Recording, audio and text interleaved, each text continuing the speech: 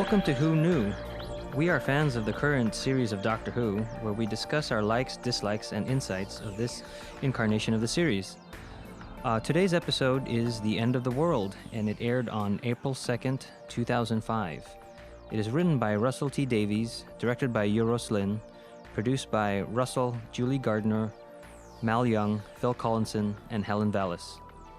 The overnight figures for The End of the World was that it was watched by 7.3 million viewers in the UK.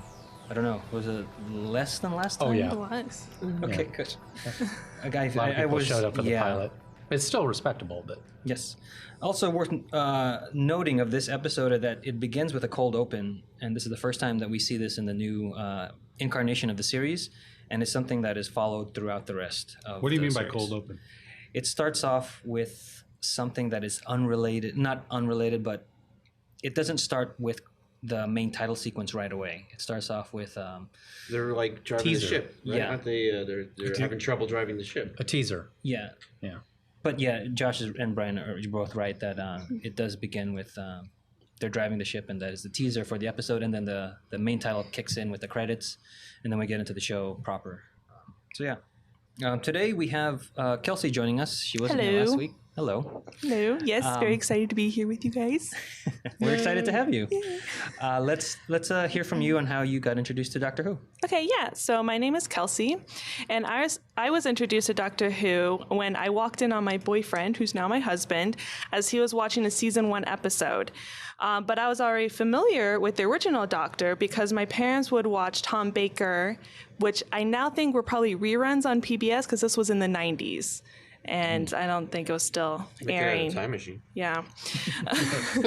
And so I watched some of the episode with my boyfriend, and I was not impressed with the episode because it looked nothing like my childhood memory I had of the Doctor. Oh, that's a good one. But he convinced me to give it a couple more tries, and by the 4th episode, I was a fan.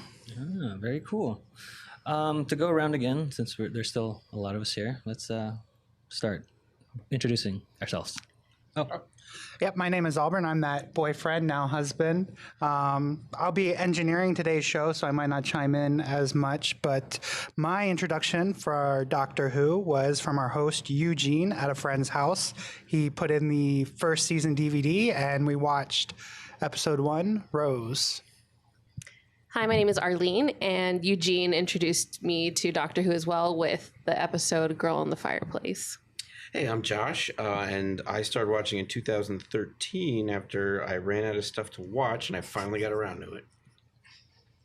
Hi, this is Frank, and I started watching the Doctor Who Tom Baker episodes way back with the UHF channel, either 28 or 56. And Static.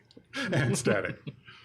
And I'm Brian, and I became a fan of Doctor Who with some David Tennant episodes, and then we jumped back to Eccleston's and never looked back. Same here, Eugene, the moderator here talking. The new iteration for me was introduced by my friend Brian, who just spoke, with a Girl in the Fireplace. All right, on to The End of the World. The Doctor takes Rose to the year 5.5/Apple/26, 5 billion years into her future. They land on Platform 1, a space station in orbit around Earth. They have arrived in time for a party celebrating the final destruction of Earth by the expansion of the sun. The Earth has long since been abandoned and has been kept up by a historical trust. The Doctor uses his psychic paper to pass as their invitation to the party, and he and Rose find many elite alien beings there. Some of these guests include Lady Cassandra O'Brien, billed as the last human, but actually a face on a large piece of skin that must be continually moisturized. Also present are the face of Bo, the Mox of Balhoun, the adherents of the repeated meme, and sentient and mobile trees from the forest of Cheam. Rose is overwhelmed by the strange beings and customs, as well as how distant she is from home, leaves to go to an observation room to collect her thoughts. Now, do you think the Doctor always wanted to take her here? Because at the beginning he asked, okay, anywhere you want to go, past, present. And she chooses the future. she says 100 years. Yes. Yeah, but then he's trying to impress her. But he says Yes. it's boring. Right. So it's like she doesn't really have that choice. It's one of those choose again, you're not right, choose again kind of ideas where I don't think anything she picked would have been what he wanted He to does go. seem to come up with the idea in the moment, but mostly he's just sort of faking I think he's like a guy impressing a girl with his car. You know, this is what it can do. Oh, you think 100 years is great? How about 5 billion? Yeah. I think he's really trying to impress her. Yeah, like this can go 60 miles per hour. Well, let's go Exactly, 80 yeah. miles per That's hour. what Let's go I'll- 88 and go back in time. He's trying to impress her. I don't think so. I think the first trip you take, you're trying to impress someone, let's take you to where your planet is destroyed, is not the best first traveling. I think I'm not saying he has good judgment. I'm just saying neither does the guy trying to impress a girl with his new car. I just think he's kind of still really messed up from this war that he talked about in the last episode. And I think He either does not realize how it will affect her. Maybe Right, that's but more, he is taking her to a place where your planet is Yes. being destroyed. Yes. maybe that's the thing. Maybe it's not that he's choosing. He didn't have it in his head to begin with, but because he's kind of so screwy right now, he doesn't realize. He doesn't have the social graces to realize don't do that. Right. Okay. I actually saw it more like he wanted to take her there because he wanted to scare her from being with him. That Really? whole aspect of, I'm scary. This is scary. This is what happens. I want you to see because she's already Like a trial by fire? That trial by fire. Like, how much can you take? So I'm going to give you to you all. Well, because at once. Rose does say, is it always this dangerous? And he says, yes. Yeah. So, So that's what I saw it as. He also doesn't view it as death because when they're on the observation platform looking down on Earth and Rose is saying, everything I know is gone, is dead and buried, and even it's going to be destroyed in a second. He at that point is talking about how human beings have touched every star in the universe. So to him, it's not death. It's you're so worried about Minutia. all these things going to kill you. You never stop to think that you actually make it. And you survive, he says. Yes, and you survive. He's just telling her this while the planet's blowing up. I can see his point. It's just not it's not the best way he probably could have described it. So here, the doctor follows her into the observation room and tries to cheer her up by allowing her to call her mom, Jackie, by altering her mobile phone to be able to work over the distance and time. So I don't know. I thought that was pretty cool, and it was very. That's the first introduction to that too. Yeah, it's very touching. But well, it's the I first. think she called her mom before the Rose episode But they were on. They were still in the present time. In the present. because she was saying, buy the lottery ticket, and she wasn't working at the store. Yeah. Wait, was that the same? That was the same. That was in Rose. Yeah. When they were on Earth. She was on Earth. But she was. So she calls back her mom. Her mom's doing the laundry Yeah, but she was. in this, and says, "Oh yeah, pick up the extra for the lottery tickets. I'll pay you back." It's like Yeah, it seemed but like it was before. But her mom was there. Like she Oh, called you're her. saying that in Jackie's time frame, In Jackie's time frame, Rose is calling her the before? autons haven't happened. Really? I have to go back and listen to that. No, I don't then. think so. I think because they went back in time before it happened. I've never she thought called her. that was. Right now, someone who's I But could- if With it is, everything that's that great. with everything just happened with the autons and everything, it seemed like Jackie would be a little more hysterical about what's going on, Rose, what's wrong, rather than just doing the laundry, buy my lottery tickets, I'll pay you back. I think I can't remember exactly what she said. Yeah. Something like, in the pool, get me tickets. So it seemed like it was the store, like right before the episode of Rose. Right. It didn't seem like she was calling concurrently. I think this will need to be rewatched. I've never That's thought. what I got from watching it this time. a little. I always wanted to know when it was because Yeah. she asked, "What day is it?" And she goes, "What's Wednesday?" Right. And it's just like, "Wednesday when?" Tell me. The year, man, the year. I think I always just took it as later on that week. Yeah, I did too. That's Yeah. how I always viewed it. But But initial But she wasn't viewing. going through time. That's. the But point. also, she left with Mickey when it was dark, and she's doing laundry the next day. She did say, "Oh, you hung over, you sleep out," so it could be concurrent. But it just seemed But with it could everything totally that just be. happened, from Jackie's Jackie. timeline, it could But it be even before. could be future. That's really cool. right?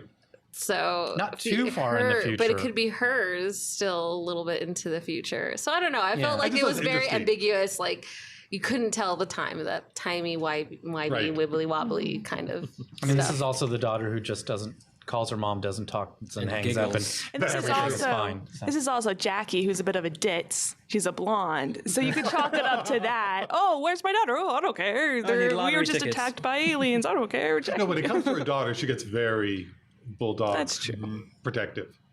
It's like, Rose can go off and do whatever she wants. She's independent, and Jackie likes that. But if you come after her daughter, she's going to definitely Yeah, she stand up should for as her. a Which we mother. see later. Nice use of the reference bulldog, British bulldog. Get it, guys? All right. Meanwhile, the gifts. Yes.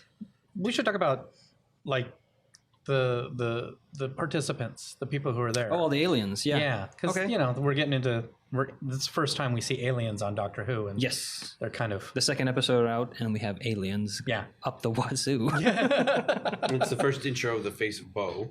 yeah, and I love the trees. The trees are great. I thought their makeup was great. When they first come in, I remember thinking like, what is this? But then they pulled it off. Like the woman who played the queen or whatever she was. Jabe. Jabe is Yeah, her name. She was really well. She was the well acting acted. was really good, and that's kind of how I feel about this episode in particular. I remember talking about that last time. That as silly as all the alien people are, the acting always pulls it off. So it kind of grounds it where you're invested in who they are, not just what they look like. And then they're passing around the gifts, and Yeah, the doctor doesn't have anything, so he it's gets just. breath from my lungs, and that's like the perfect That seems gift. silly, but then the little guy spits in their faces for his gift. well, And just Rose's Eccleston face. breaks. Do you see that? No, I didn't. Yeah, I didn't catch yeah. that. He's because he spits on Rose, Right. and you can just see Eccleston just slightly, it just lasts just a little bit too much. So it makes me think that the Moxa Balhoun actually spit into Rose Tyler's face. Maybe. Method actor. But yeah, and I mean we're also introduced to Cassandra. Cassandra the first Who's- time. Yeah. Right. Yeah, Well, speaking of that, when we see the wider shot of the platform 1 from the outside, that's Cassandra's theme comes on. And, yes. And I find it very fitting for this episode. I just thought it was worth pointing out the Murray Gold score there for. Yeah, he it's very- created Yeah. a specific, very different Yes. piece of music just for Cassandra. Yeah. So, and she's, the last human. But in fact, Frank and I were just recently watching a classic Who episode called "The Brain of Morbius," and Morbius is kind of like Cassandra in that. So he's a disembodied thing. He's a disembodied brain in a jar, and he talks, but with these little pieces of skin that vibrate like they're gigantic vocal cords. Yeah. But we were just kind of looking at each other going, Cassandra. I did notice that on the bottom of Cassandra was a tank with her brain. Brain- in her it. brain is I down just there, noticed yeah. that before. Yeah. I always wondered where Yeah. the brain was. Because Check it out next time. There's not enough room. I'll have to watch it again. Yeah, and again, hopefully this is not your first time watching. That reminder, I should really do these up front. I thought the parade of the aliens was fun. They changed the music. It was upbeat. It was really, you can see why Rose got so overwhelmed because it just kept coming, and each one was so different, and so out of her realm that she just got overwhelmed, had to leave. Yeah. It's like, I have to get out of this. What am I doing? Yeah. I liked how she got over a couple times just the enormity of everything that was happening. It wasn't just an adventure. She had a moment to actually think about the Yeah. situation. And she kept freaking out. She's and- 19 years old. We always kind of forget right. that, she doesn't have a life experience to kind of. So when I first watched this episode, like I mentioned to all of you last week, that I really disliked it. Did not like it at all. Thought it was too weird. Felt like the storyline was not connecting at all. And when I watched it this time, I realized, oh, I understand why I don't like it. Because I was introduced to Doctor Who with something more realistic, something more of the past, of human-like. So I was experiencing the same thing that Rose felt at the time. This is too weird. This is too much. I'm not buying into this episode. I don't want this. Yes, and I was you're like, Rose. oh, I felt the same way she did. And I, of course, is rejecting it, didn't like it. And then now that I'm into Doctor Who, it felt like any other episode. So I was like, oh, it just didn't seemed bother you normal. at all when you It watched didn't it. bother me this time. I was like, oh, it's a good episode. I enjoyed it. And from a producer standpoint, it's a great thing that they did where they had the pilot on Earth, contemporary time, tells an adventure in modern day. The next episode goes far into the future to show We can be science fiction-y. We can have tons of special effects, although they never had as many special effects ever again. Well, speaking of that, this episode contains 203 visual effects shots that were completed over 8 weeks, compared to about 100 in the film Gladiator. Yeah, and I read where as of the wedding of River's song, there still hasn't been an episode that comes close. Absolutely, with effects. They were pretty good too. Yeah. The space station and the outer space stuff with the Earth is really really all good. the little robot spiders and everything. They all work pretty well. You had to look pretty like. I did notice a few things watching it earlier. On the larger television in HD now. But even though that wasn't shot in HD, you could see some of the compositing. But overall, if you need a new prescription, it would look great. Yeah. So they're telling a really good science fiction outer space story, and then the next episode they go back in time, so they show history. Right. Yeah. And so they're in 3 episodes. They're showing the entire what we can do. This is what Doctor Who is. We can go anywhere, and I like that they do that, and I like that they go so far into the future that the ridiculous can be acceptable, I guess. Yeah. Like the iPod. Yeah, we'll get to that. We'll get to that. Well, real quick though, but so do they all live on that space station? No. So they the space station is just a viewing platform. Yeah. They paid a lot of money to come and watch Earth blow up. Okay. So this is like the elite.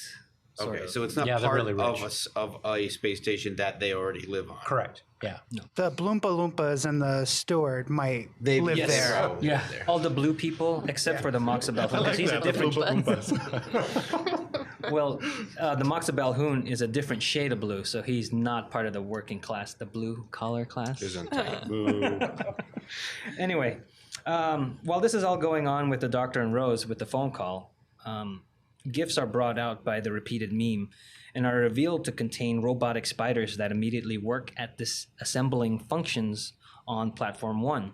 The steward of Platform 1 recognizes something is wrong, but is killed when the spiders cause the solar filter of his room to lower and expose him directly to the powerful solar radiation.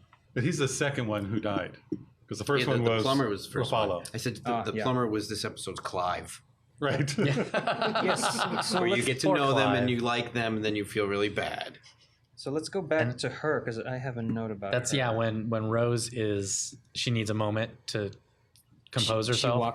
She walks around, she goes to a window, and she meets Ruffalo is her name. And or Raffalo. That's a great scene. Yeah. That's just a nice little, nothing much happens, it's just character. And you just see that Rose is compassionate and just likes people and isn't above anything. Well, I like that little bit because it makes normal conversation, chit-chat, special in this case, because she has to give Ruffalo permission to talk to her and to respond. And she's so nice and kind to her. Like it's definitely a change of vibe to everything that's going on. Yeah. But with that whole thing of her giving permission, I feel like it gives you the beginning of what the overall theme of this episode is, which is, I feel, a bit of racism. Like, because classism, or even racism, because what's her name? The face thing? Cassandra. She talks about how, I'm the only pure human. Everyone else has mixed. Mongrels, yeah. Mongrels. So. Yeah, definitely. I also like the fact that in my research for this episode, I found out that was an extra scene. It wasn't in the original that conversation. Oh, really? Yeah, because there was more scenes with Cassandra, but they were too expensive. So they cut some of Cassandra's scenes, and the episode went short. Oh, wow. So Davies wrote that specific scene. If you think about it, you could take that scene out. And you wouldn't miss it. Yeah. But it's just such a great character scene. I'm so glad it went in. It just starts the spiders being bad early. Yeah, well, it also grounds Rose. Yes. Rose is completely freaking out, but then she meets somebody that she can talk to that's ordinary. I think Rose likes that she's ordinary, just like Rose is. Yeah. And Rose kind of is like, okay, I can relate to something here. Mm-hmm.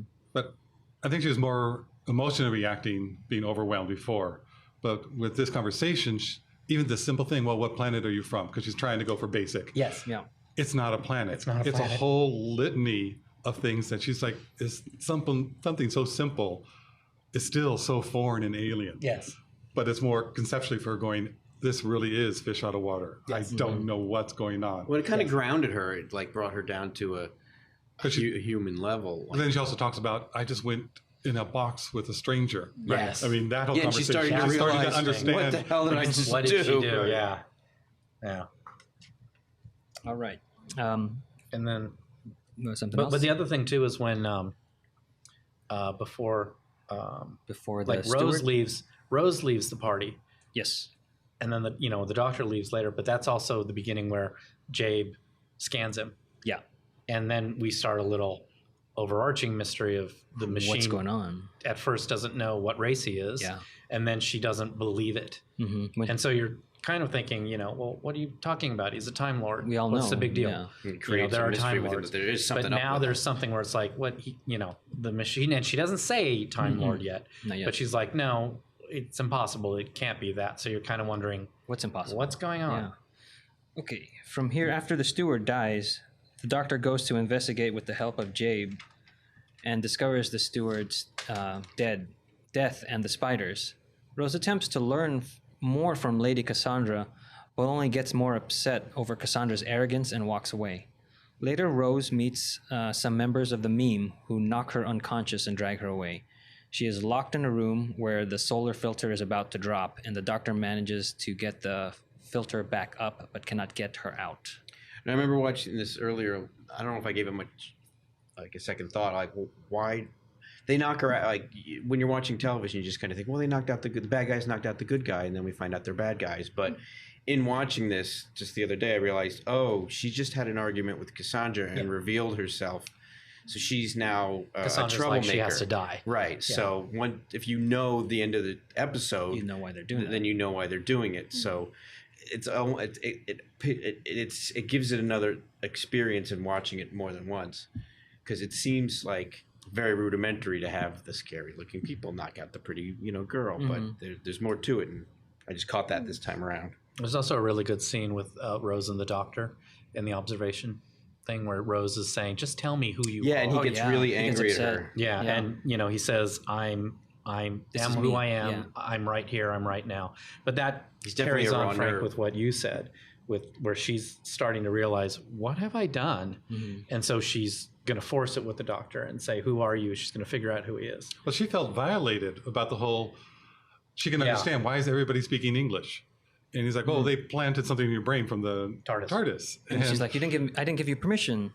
So Yeah. she's still starting to process it all in the head, going really angry. They both fight each other. It seemed to me that she understood everything's shut down now. I can't talk to him, can't talk to anybody. So she starts a simple conversation about the phone. Well, not going to get any service here, which brings him out of his own little bit. So that goes back to, talking to Jackie. But she starts that. It's like, which I really liked. It's like showing, she can put that aside and go, okay, we need to make a conversation if anything's going to go That's further. kind of her thing, like she did with the plumber. She's Right. always talking to people. And the next episode, we'll get to. Also, she did that there as well. Yeah. So, but the doctor giving her the phone, that's her touch of home. That's Right. That's her link to home. Where it's like, okay, I'm doing all this, but I can talk to my mom. From my point of view, my mom is fine, and now I can kind of get a better handle of what's going on around me. And also, too, with him being in this dark place that we're starting to get glimpses of, it hooks into the mystery of when she scanned him and it didn't know what he was, and it's just sort of building this mystery that arcs through the whole season. Yeah, for some reason he's not saying he's a Time Lord. He's not saying he's from Gallifrey. Right. He doesn't want to talk about it. And it's just. What is going on? It's good writing there. because it keeps a mystery alive and the person watching. And a lot of times, too, there's a lot of stuff coming out of viewer. So they're reintroducing the show. I feel like if they did just say everything was up front, if they put everything up front, it would have been overload and people wouldn't have enjoyed it as much. But when you create those little mysteries, people are like, well, what are they talking about? Even if you don't, how many times you step up 2 in the morning in a movie you don't watch because like, well, I want to know what happens. So, and it's sort of like that. I feel like if someone's like, well, these people look ridiculous, but I want to know what happens.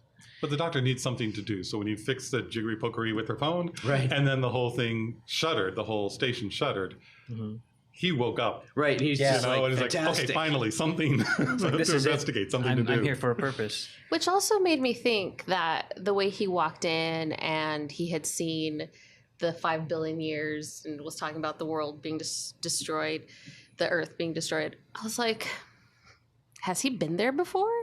Been to that time? That time. it made me think, like, had he been to that Right. time, Or is had he known what was going on, and then something different happened this time. And Or is it just was like kind we know of- about 1776? Yeah. Does he know about that end of the world thing? If we went Yeah. back and John, whoever, wasn't there. Well, I mean, He's he just not does been know there before, but know Right. about it. Yeah, he does know. Like we know about the Titanic. Right, but he may have watched it a number of times in his Mm-hmm. lifetime already. Yeah, that could be. Yeah. Well, I wanted to point it out that the whole thing with Rose being able to understand alien language is a concept that was first introduced in the Fourth Doctor's episodes, the Mask of Mandragora, and it was described as a Time Lord gift he shares with his companions. That was Sarah Jane, wasn't it? I believe so. Yeah, she's awesome. And then the whole thing of the Doctor being able to supercharge communication devices first appeared in the Three Doctors special. I don't remember. Did he do that here? guys seen Where that? did he do that? No, the Three Doctors the- special. This is old stuff. He's talking about the jiggery pokery of the With the phone. phone? Oh, Talk just to Jiggery Jackie. Pokery, not Supercharged. Because he does that. The second Doctor in the Three Doctors special modifies the Brigadier's radio telephone and allow him to contact his men through antimatter. of course. I wanted to point that As out. you do. That's how I would do Yeah. it. So the Doctor gets a captured spider, and he determines that the memes are responsible. The memes turn out to be empty shells, and the real controller is revealed to be the Lady Cassandra. But even their name, the repetitive meme, it means more now with the internet age, but I know, maybe this The name is episode- just an idea. Yeah, repeated. Quoting the doctor. Cassandra admits to being the saboteur. Her plan was to use the deaths of the assembled elite to generate profit from their companies to finance her operations. Cassandra teleports to her ship as the spiders bring down the shielding on the entire station, and the gravity satellites are turned off. The direct radiation causes the solar filters to strain and crack, killing several of the guests from the intense radiation exposure and once again threatening Rose. The Doctor and Jabe travel to the bowels of Platform 1 to restore the automated shields. Okay. I got to interrupt Yes. because they go down so they to go down restore to this. It's the Galaxy Quest moment. Who Yeah. would build this? Why did they write this? I have a bridge. Yeah. I'm going to put propellers in front of it. For the AC or something. You can have propellers for AC. That's fine. Why do you put them? could have raised them 6 feet. And did you also notice that it almost looked like there was like dried blood on every one of the propellers, where the little blue guys have tried to go through and didn't make it. It's Galaxy Quest. Who would write this? But also they're going again to the bowels of something. They go to the bowels to stop a fiery sensation. I know. Well, then in Rose, they went to the basement, and then on the Westminster Bridge, they went into the bowels of that thing. So I think there's a theme here. So it was silly to have it all the way at the other side. The only thing all the way on the other side. The reset button is over there. Across two big Yeah. fans. Yeah. And it's a nice big lever, too. Not a control panel. Yeah. But once... I mean, but again, the acting pulls it off Yeah. because Jabe is really good in that scene where she sacrifices herself. Yes. And the Doctor, he handles crossing the bridge, very Time Lordy. Well, the last one that's spinning really fast to try and cool down the station, he then centers himself, But to me, it kind of flashed back to Rose when he's talking about he feels the Earth spinning and going around the galaxy the whole time. Oh, I So like he that. was feeling the station and the blades moving so he can move past it. Or you can move in sync with it so that not to get killed. Yeah, Right. but they could. But Yeah. to me, Yes. it wasn't just that Zen moment. It was based in Rose of talking about feeling the whole planet spinning. agree. He Yeah, I is agree. tied like, to something. It bridges with that statement. Right. He could have written a better reason. I for it to agree. be- I agree. And if he was able to do that at the end without her pulling down the lever, why did she have to sacrifice herself to pull down the lever? If he could feel everything spinning, just Right. walk. She- The way he goes Oh, I past see. that Right. I very agree with last you, one, Yeah. Well, it was it's like Would take more time. she's no longer holding down the lever. Things aren't moving slowly, and He he's still already able took to do it. forever. And so that just always bugged me because I liked that character. Yeah, agreed. And I felt like her death was cheapened.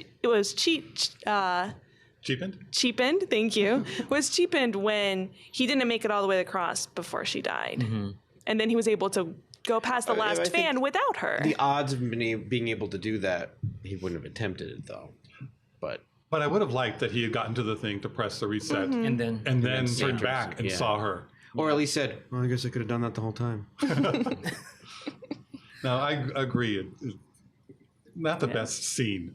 No, and then I think that walking through there was just something that they gave the children. Because when you're a kid, you're like, oh my gosh, I have to walk through this obstacle course. Yeah, it's and I have definitely to the kid make it. moment. It's the kid moment. It's the burping trash can. Yes. Yeah. Kids will love it. But I think if he would have made it to the end, not realizing that she was being, catching on fire, and then turned around after he got there, I think that could have been more impactful of him realizing what people would do for the doctor and for the greater good. And why did he bake up? I mean, I know she was wood and caught on fire before him, she's but kindling. I don't know. I guess. Yeah. And then he's mostly water. Because he has two hearts pumping.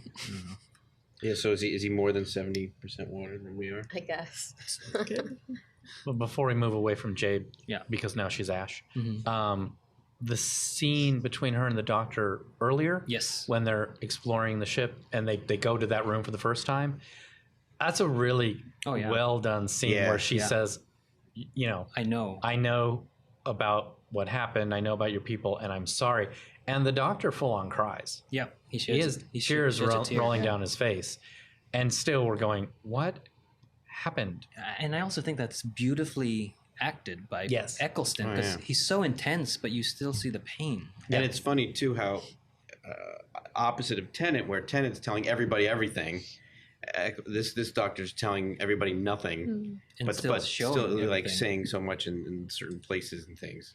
Oh yeah, I like like having that more of that I'm in pain and I need rescuing kind of feeling instead of me being the savior all the time with Tennant.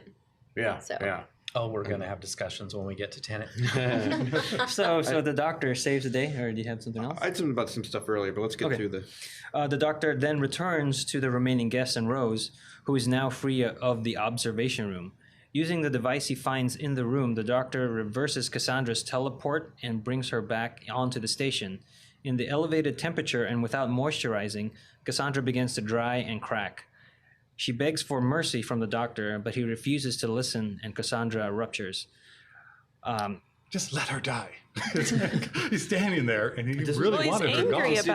Did Rose say to help her? Help her. She says. But he's angry about Jade, just like he liked Jade as much as I did, and he's also everything has its time. Yeah, and he's coming off of Jade's death. So I saw it as revenge for Jade, but I just think he's still mentally messed up with the whole war, and he's like, he changes his idea of what's life and what's valuable with life. It's like Cassandra's not valuable. He just puts a judgment on it. No, poof, watches her go, and it's like fine with him. Also, if she is the last human, genocide. Again. Another repeated we'll get there. theme. So the doctor refuses to listen, and Cassandra ruptures, and I actually think it looks very effective the way they do it. Yeah, it's good. Rose notes that with all the events that have occurred, no one has witnessed the actual destruction of Earth. The doctor returns Rose to her present time and explains to her that he is the last of the Time Lords, and this is the first time we hear that from him. And that his planet of Gallifrey was destroyed in the wake of a great war. The episode closes with Rose and the doctor going off to get chips on a sunny London afternoon. And thank you for Wikipedia for this synopsis. I didn't think of that before. That I'm surprised because if it was the next doctor, he would have had more sympathy for the last of someone. Yeah.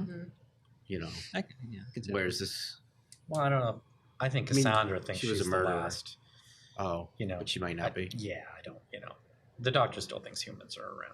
Right. Oh, right. I mean, but they're mongrels, and he doesn't care. Right. Because there are no such things. So, yeah. But at the end when. So for you guys that have seen the older ones, are there more Gallifreyans before this new series? Oh yeah, there's a whole council. Yeah. Planet's still there. The Time Lords are Headdresses are isolationists, so you don't see them very much. So they have tons of rules of not messing with people's affairs unless they deem it worthy to mess in people's affairs. But there's billions of Gallifreyans, and there are other Time Lords and Time Ladies wandering the galaxy. But it's kind of rare to do what the Doctor did. The Doctor leaves and doesn't want to have anything really to do with the other Time Lords, and that's rare. So wait, so there are Gallifreyans that are not Time Lords, like No, someone they're from all Time. Earth? No, they're all. The race is Oh, okay. Time Lords. I didn't know. But they're more like, let's just stay on Gallifrey rather than adventure out. Right. Yeah, Because, just because they hold so much power, because they know so much about time, that they know how much damage can be done. So they're very insulated. Well, because his other than his first companion, which is his granddaughter, he has a Time Lord, Romana, with the Fourth Doctor. Tom Baker does so, and even she regenerates. Where Oh, really? yeah, Yeah, she was one actress for one season and then they change regenerated and into Richard Dawkinson's wife. also Tom Baker's wife. True. They were married for a very short time. So I wanted to say earlier though that Cassandra mentions when she was back when she was a little boy. yeah, Right. To me, I just I took didn't that catch as they don't know the proper words for things. It's been so long. I think Or no, was I she took it actually as a boy? it's so far in the future. She had a sex change, like she's Yeah. had so much Else plastic done. surgery. Yeah. All right, that's pretty funny. And also being in the Arctic desert and the Los Angeles crevice. Yeah. It's like This this is is a different- long time from now, and Well, she's over 700. she's over about No, she was 718. I Or don't remember. I thought she said it's like 1,000 years ago. Like Yeah. that's like I 2,000. thought it was 1,000 or 2,000. I think it might Yeah, have been 2,000. I don't know. It's Yeah, just- how long have you been alive? Which is another reason why the Doctor's like everything has its time, because she's been around a really long time. And maybe she was a little boy, or maybe she's not even a she because there's no sex organs. Yeah, but- there's well, but- just a face and a brain. Yeah. Well, But we see later on. Yeah, that but you see later on. You see Spoilers. her. Yeah, that's not a spoiler. You go because it's back in time. You see who Right. she was before that happened to her, and she was a woman. Yeah, then. Yeah, you don't know. All right. I'm just saying. Russell, call us because we want to know, was she born a boy and then just I guess I was a little more Transitioned, rudimentary or- about it and thought like, oh, she got her words wrong. well, see, they got so much wrong from the time period. Well, I mean, Yeah. well, Which yeah. is the Like best the guy- thing in the episode, Yeah. which we didn't talk about. well, pointing out the jukebox, iPod. right. Yeah. Which is a huge jukebox for those of you. Or having Britney Spears as a classic song. Come on. Toxic is awesome. I knew I was going to argue with this. It's a terrible song, and it works great. It works great for this episode. It works yeah. great in this episode. I hate that song, and I actually like it now because of that episode. Do you guys know, does the BBC pay for music? Because they had a lot of really high profile Yeah, music Tainted in this Love. episode. Yeah, Soft Cells. Tainted Oh, Love, Tainted Britney Love, that's Spears, right. and Yeah. I know that can be expensive in the US to license. They still but- have to license it there. I'm sure it's different, but We've dealt with that. They just take Yeah. jewels off the crown and Yeah. So they toss one over. we also find it. That's what their Well, I find it currency funny that the Doctor actually dances to Soft Cell. Yes. I wonder if they do it like they do here, where they have the money for an entire series or season, and they put a lot into this one episode. did do that. with the special Yeah, it could effects be and it. with the music, and it's like, They okay, did. this one's going to be our unique- big one. yeah. But- Yeah. When I was People love researching it, references. that's exactly what they did. Okay. They really wanted to wow people with the effects, and they wanted to do it right. And then people didn't watch the episode. Yeah. Really? Yeah, because it's low numbers. Well, it dropped. Three off. Oh, is that million number less. you said earlier low? I think Yeah, it's not that 7.3 they didn't watch. million. I think it came back to a manageable level. Yeah, Because I think the pilot was huge. yeah, the pilot was huge. And then there's the classic Earth, the way that they kept it. Yeah, Yes. a vintage I get it. Earth. Vintage They Earth. say. I like that. They maintained it to a vintage. I also wanted to point out that the Face of Bo, the Mox of Balhoun, they in a conversation with the Face of Bo, the Mox of Balhoun mentions the Bad Wolf scenario. Right. Yeah, that's our first reference. Yep. Dun dun dun. This is after the steward dies. They cut to a scene. So in the background, in case you're watching it trying to find it, is the Doctor and Rose come into The observation deck. observation room, and they're just doing a pan shot, and it's just in the foreground. It's not really highlighted in the No. conversation, but Just you this can hear passing. Yeah, you can hear it. It's a Bad Wolf scenario. And he refers to the psychic paper as slightly psychic paper. Is that? Yeah, they don't is say that yeah. again. Is that from the last series or? I don't know. I don't know if the psychic paper It was sounded like a before, very but specific word I don't- choice. I actually love the concept of the psychic paper because Yeah. it really it moves the story along so Yeah. quickly. It so easily sets the Doctor in whatever world he's in, and people accept him, which I think is one of the strengths of Doctor Who. We never have to too much deal with people not accepting well, what he's doing. That, and how the TARDIS interprets the languages. Yeah. It's just that they make enough rules where it makes up for the. Yeah, so the psychic paper is a clever way to do it. Yeah. I love that. I just was wondering what they called it. It sounds stupid, but I was just wondering if it was something that was harken back to the other series. The old I think series. it's new for this series. Yeah, I'm not positive, but I think it's Maybe they were trying to be different, and then when they heard it, they're like, "Oh, we gotta change that." That's something we'll have to find out. And then any other thoughts? Yeah, I do like the end. Okay. Where this whole episode has been Rose trying to handle all this new stuff, looking for the ordinary, and at the end, the Doctor takes her back, and I think the Doctor is trying to make a point when they're out in the streets to say ordinary life is wonderful. Yes, and this is it. This is great. These are just people. They're going to work, living their lives. They're eating chips. Yeah, and this is what's great. And again, it comes from the pain of. You'll get your turn. I was shaking my head because I don't agree. Where it's just the he's alone, but he sees that there's life, so it's okay. She's freaking out. She goes back home. Ordinary life is good, and kind of like it bonds them. I think they get bonded together. Where they're like now they're kind of like together. And I think it bonds us to the Doctor.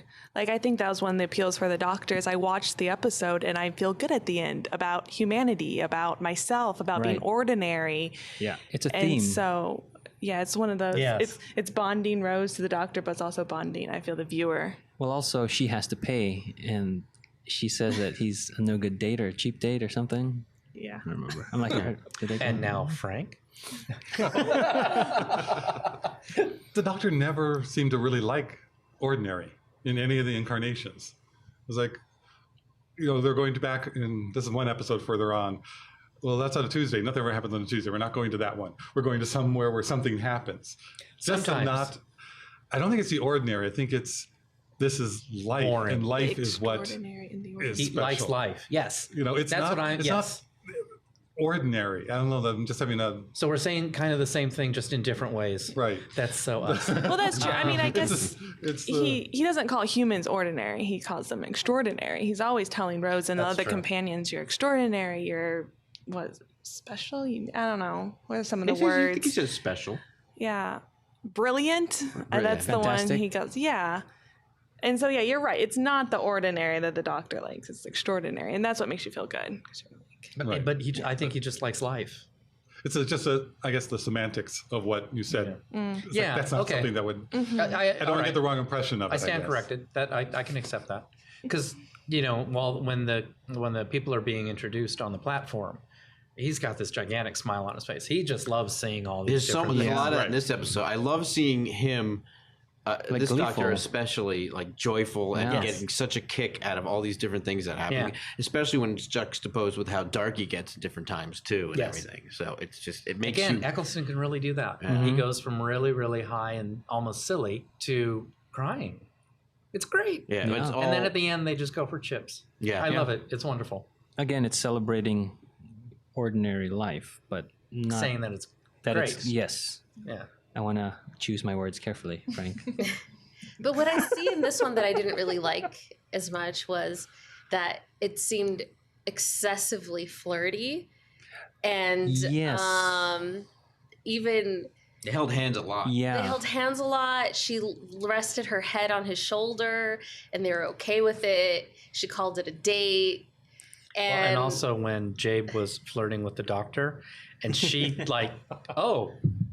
don't be out late. yeah, I mean, it really was kind of like they were pushing the whole. Yeah. And then he seemed very sexual in this episode too. Like he was attracted to Jade, not just as a human being, but attracted to her. So it seemed more of like the Doctor is possibly a very sexual being as well. And yes, there could be a connection, like relationship wise, between Rose and the Doctor. Well, I find Which it is way new for the classic show. Yeah. Never hinted at. Nothing. Didn't matter. I also think it's worth pointing out that when he gives her air as a gift, she's like, "There's more where that came from." Oh, that's right. Yeah. Yes, you did say How that. intimate. Yeah. Oh, how intimate. It was very very lot of sexual innuendo, like a lot of like he's a sexual being.